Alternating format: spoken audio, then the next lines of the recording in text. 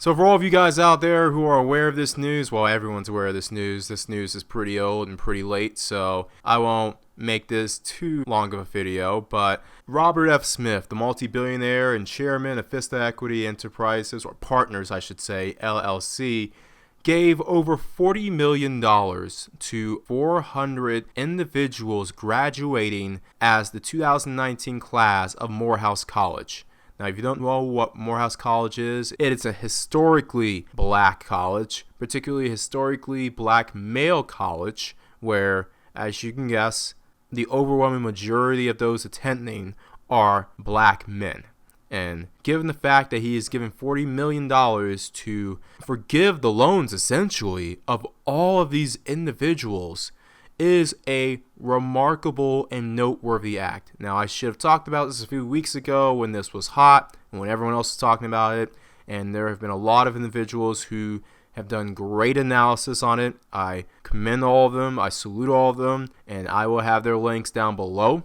But here's just my perspective when it comes to this. There have been multiple perspectives hit on when it comes to how certain individuals and entities, i.e. the community, refuses to see this as the philanthropic act that it is, but instead focuses on who Mr. Smith lies down with at the end of the day. And as you can see here by the picture, she isn't that bad looking at all. Not at all. However, there are some individuals who want to nullify and negate this selfless act by pointing out that he isn't supporting the community. He isn't down with the sisters. Know what I mean? Well, if you guys did your research, if the Eidos people did their research, they would realize that his first wife, Suzanne McFadden Smith, who they both met while in Cornell, she's a sister. Oh, you didn't realize that? She's a sister? And they were married for 22 years before they separated in 2010 and divorced in 2014. And this fine individual, Hope Drozdiak, this is his second wife. The trophy that he has after he was done with his first wife, or rather should I say, after his first wife was done with him.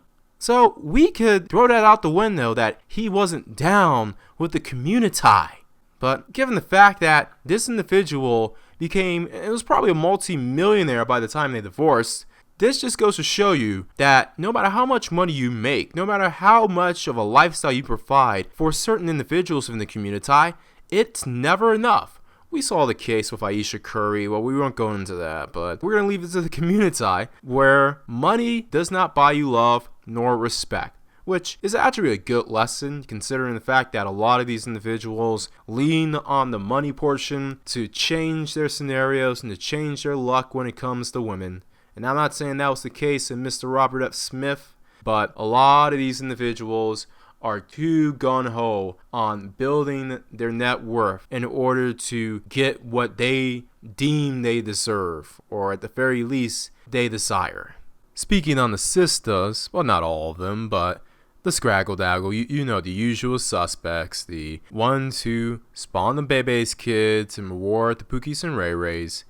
These are mostly the individuals who are criticizing Mr. Robert F. Smith and his selfless act because, as we all know, the community at best is a matriarchy and at worst is a gynocracy. If Mr. Smith did this for a HBCU that was co-ed at the very least, or at the very most all females of a certain ethnicity, they would be praising his name.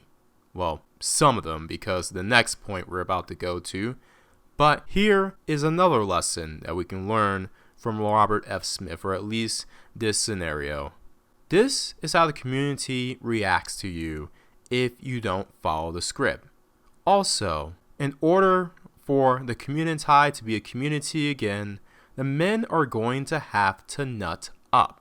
Not necessarily in the violent way of uprising against females. I'm not advocating that on this channel, but a lot of these individuals are so starved of whatever it is that they are letting these females run roughshod in however they feel like it, even if it's with their mouths and on the internet.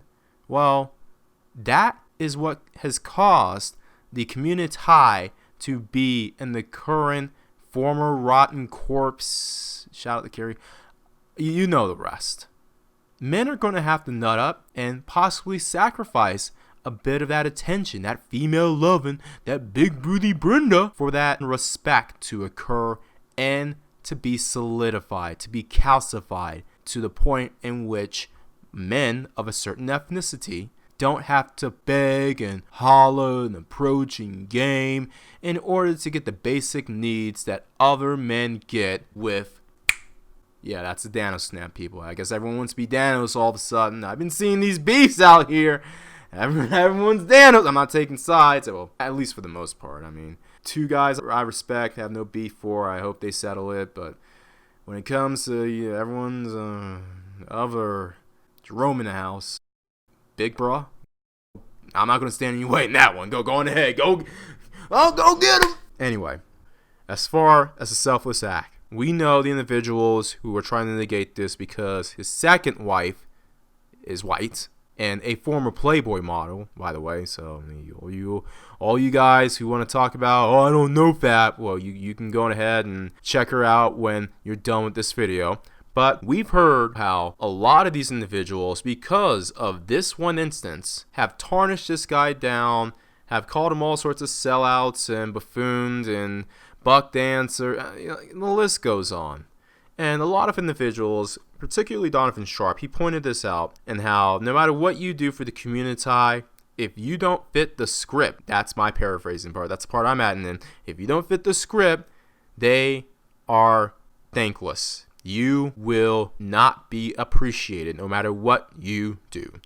And quite frankly, that's the truth. You will not be appreciated unless you fit into the narrative of what the community wants you to be. And you have to fit it to a T. But we have to look at this from both sides. We have to be fair and looking that this guy isn't dumb. This guy knew what he was doing. This guy was aware of the backlash that he would receive from the greater community as a whole. And regardless of that, what he did was to give back to those young black men, some of whom probably would feel some sort of way with this picture, but nonetheless, he was the bigger man. And that alone should show us a lesson. Yes, a lesson that we need to learn from Robert F. Smith. In that, regardless of what you have to face, of who you have to face, and at what cost, sometimes it is worth it to reach back and help. Not necessarily the community. I'm not saying help every baby's kids out there and all this sort of kind of stuff, because here's what the community would tell you.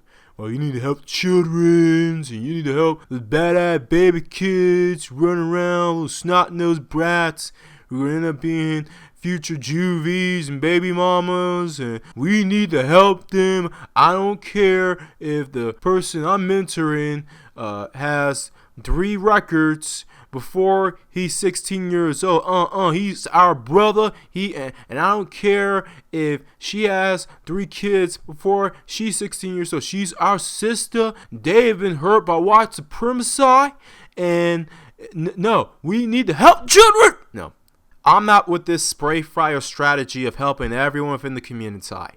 You need to know who you're helping. You need to know what kind of people to help.